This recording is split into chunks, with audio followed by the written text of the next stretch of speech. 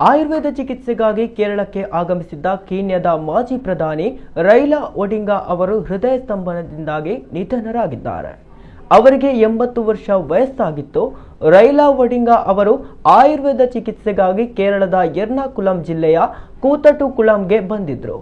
ಆಯುರ್ವೇದ ಕೇಂದ್ರದ ಆವರಣದಲ್ಲಿ ಇಂದು ಬೆಳಗಿನ ವಾಕಿಂಗ್ ಮಾಡುತ್ತಿದ್ದ ವೇಳೆ ಒಡಿಂಗಾ ಕುಸಿದು ಬಿದ್ದಿದ್ದಾರೆ. ತಕ್ಷಣವೇ ಕೂತಟುಕುಳಂ ಖಾಸಗಿ ಆಸ್ಪತ್ರೆಗೆ ದಾಖಲಿಸಲಾಯಿತು. ಆದರೆ ಚಿಕಿತ್ಸೆ ಫಲಿಸದೆ ಅವರು ಸಾವನ್ನಪ್ಪಿದ್ದಾರೆ. ಈ ಹಿಂದೆ ಇದೇ ಆಸ್ಪತ್ರೆಯಲ್ಲಿ ಪಡೆದ ಚಿಕಿತ್ಸೆಯಲ್ಲಿ ಒಡಿಂಗಾ ಅವರ ಪುತ್ರಿ ಕಣ್ಣಿನ ದೃಷ್ಟಿ ಮರಳಿ ಪಡೆದಿದ್ದರು ಎನ್ನಲಾಗಿದೆ. ಕೀನ್ಯಾದ ರಾಜಕೀಯದಲ್ಲಿ ಅತ್ಯುನ್ನತ ವ್ಯಕ್ತಿಯಾಗಿದ್ದ ಒಡಿಂಗಾ 2008ರಿಂದ 13ರವರೆಗೆ ಪ್ರಧಾನಿಯಾಗಿದ್ದರು. 5 ಬಾರಿ ಅಧ್ಯಕ್ಷ ಸ್ಥಾನಕ್ಕೆ ಸ್ಪರ್ಧಿಸಿದ್ದರು.